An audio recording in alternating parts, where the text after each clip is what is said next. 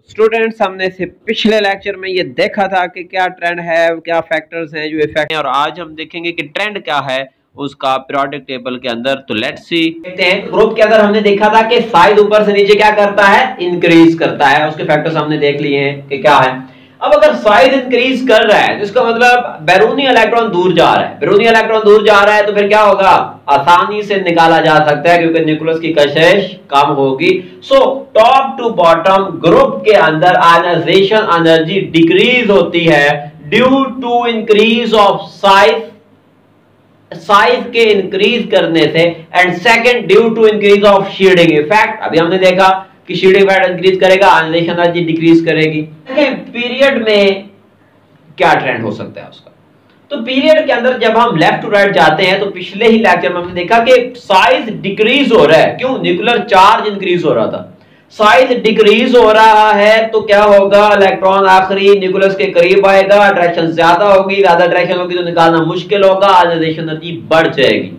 यानी कि left to right ionisation energy increases due to decrease of size, due to increase of nuclear charge. Nuclear charge बढ़ जाता है इस वजह से भी। ये आपके सामने एक पीरियड जो है वो दिखाया गया है। इसमें आप देखें कि किस तरीके से साइज डिक्रीज कर रहा है और आयनाइजेशन एनर्जी उनकी देखें।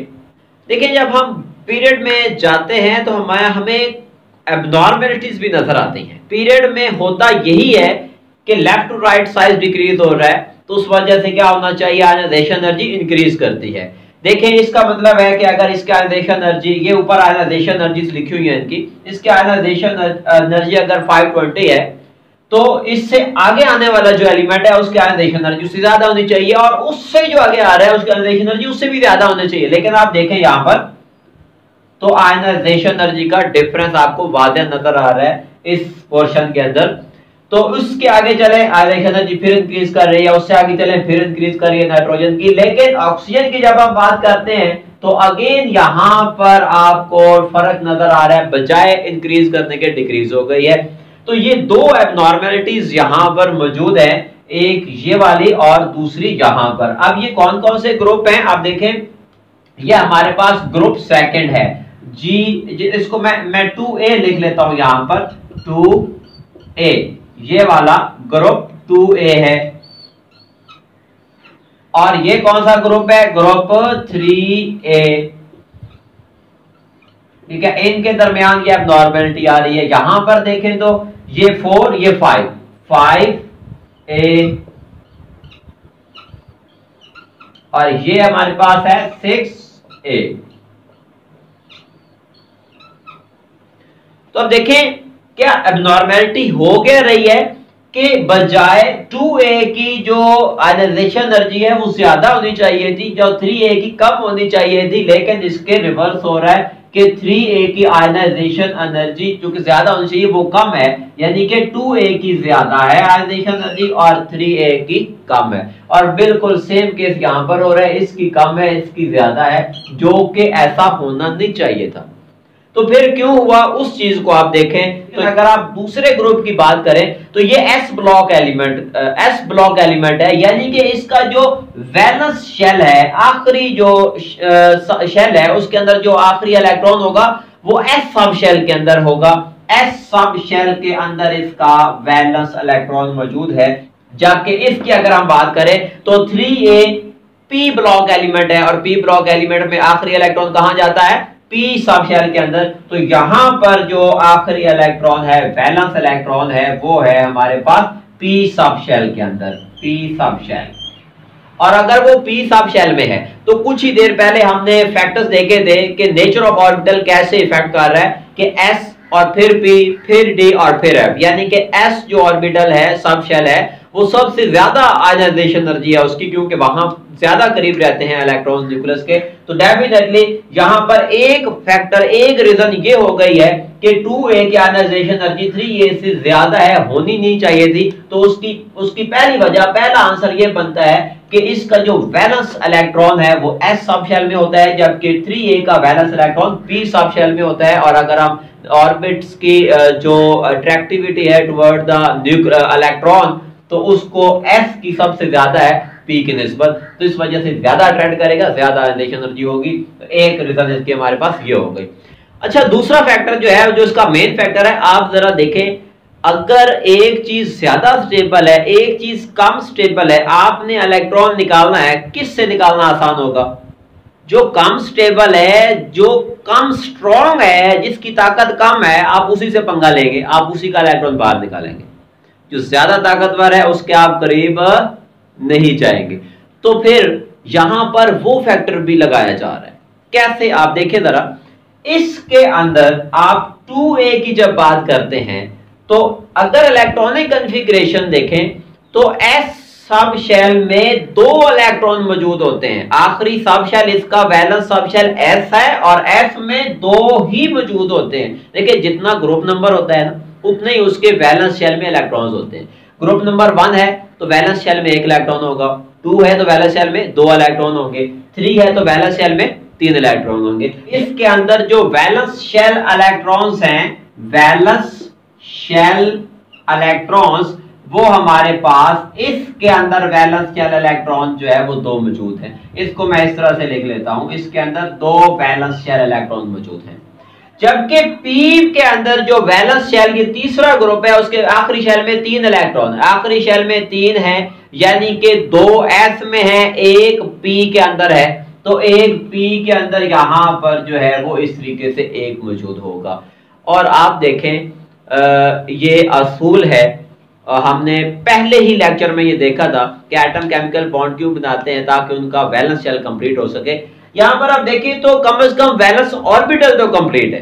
एस सब शेल में 2 इलेक्ट्रॉन आ सकते हैं और 2 मौजूद है वहां पर, तो इट मींस के वैलेंस ऑर्बिटल इनका कंप्लीट है। और इसकी बात करें तो वैलेंस शेल के अंदर p के अंदर जो है वो 6 इलेक्ट्रॉन आ सकते हैं, तो ये 1 इलेक्ट्रॉन निकालना यहां से आसान है। तो अब आप खुद देखें जरा कि इस s के 2 जो कि पेयर्ड इलेक्ट्रॉन्स हैं, और फिर वो स्टेबल भी है क्योंकि वो ऑर्बिटल कंप्लीट हो चुका है, वो ऑर्बिटल स्टेबल है, तो इसमें से इलेक्ट्रॉन निकालना आसान है या इसमें से इलेक्ट्रॉन निकालना आसान है, जो कि अभी स्टेबल नहीं हुआ, वहां पर तो 6 इलेक्ट्रॉन आ सकते हैं। तो इट मींस के यहां से इलेक्ट्रॉन निकालना मुश्किल है। तो ये भी एक रीजन है कि इसका जो वैलेंस शेल है उसके अंदर वो कंप्लीटली फिल्ड है ऑर्बिटल, तो इस वजह से वो ज्यादा स्टेबल है। लेकिन स्टेबिलिटी ऑर्डर ये होता है, सबसे ज्यादा स्टेबल होते हैं कंप्लीटली फिल्ड ऑर्बिटल, फिर होते हैं हाफ फिल्ड ऑर्बिटल, यानी कि अगर 6 आ सकते हैं तो 3 है, 10 आ सकते हैं तो 5 है उसमें, और उससे बाद स्टेबिलिटी जो है वो उनकी आती है, जो कि ना कंप्लीटली फिल्ड होते हैं और ना ही हाफ फिल्ड होते हैं। इसको हम पार्शियली फिल्ड भी कह सकते हैं। 5वें और 6ठे ग्रुप को कंपेयर करवाएं तो सेम यहां पर हो रहा है। 5वें ग्रुप में कितने वैलेंस इलेक्ट्रॉन्स होने चाहिए? 5। और 6ठे ग्रुप के अंदर वैलेंस इलेक्ट्रॉन कितने होने चाहिए? 6। इसमें से 2 इलेक्ट्रॉन s ऑर्बिटल में जाएंगे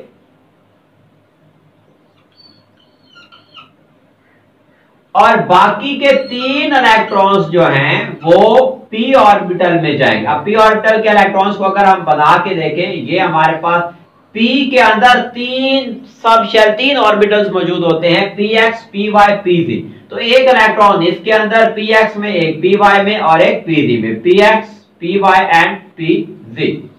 अब हम बताते हैं 6ठे ग्रुप के। 6ठे ग्रुप के अंदर 2 इलेक्ट्रॉन हमारे पास आ जाएंगे s सब शेल में, चूंकि s में आ ही 2 सकते हैं, और बाकी के जो 4 इलेक्ट्रॉन हैं वो p सब शेल में आएंगे। आप p सब शेल इसके लिए बनाते हैं, ये px py pz। तो इसके अंदर एक तो पहले फिल होगा, 3 हो गए, लेकिन टोटल हमारे पास है 4 इलेक्ट्रॉन, तो चौथा इनमें से किसी एक में डाल देते हैं यहां पर। अब देखें, मैंने ये लिखा था कि जो कंप्लीटली फिल्ड है सबसे ज्यादा वो स्टेबल होते हैं, उसके बाद जो हाफ फिल्ड होते हैं वो स्टेबल होते हैं, और फिर हम जाते हैं पार्शियली फिल्ड की तरफ, तो बाकी जो भी फिलिंग के मेथड्स हैं। अब देखिए यहां पर अगर हम बात करें 5वें ग्रुप में, तो इसका जो s तो है ही कंप्लीटली फिल्ड, p में देखें तो इसके अंदर 6 आ सकते हैं, लेकिन इस वक्त कितने हैं इलेक्ट्रॉन्स? 3, यानी कि p के अंदर 3 इलेक्ट्रॉन्स हैं, तो ये है हाफ फिल्ड। अब 6ठे को देखें, 6ठे के अंदर s तो फिल्ड है कंप्लीटली, वो इसमें भी फिल्ड था, लेकिन आप अगर p की बात करें तो वो हाफ फिल्ड भी नहीं है। यानी कि अगर स्टेबिलिटी की बात करें तो पांचवें का पी ज्यादा स्टेबल है बनिस्बत छठे के पी ऑर्बिटल के। यही वजह है कि जब आप पांचवें के पी से एक इलेक्ट्रॉन निकालेंगे तो ज्यादा एनर्जी देना पड़ेगी और बनिस्बत छठे के पी ऑर्बिटल के इलेक्ट्रॉन्स को निकालने के लिए।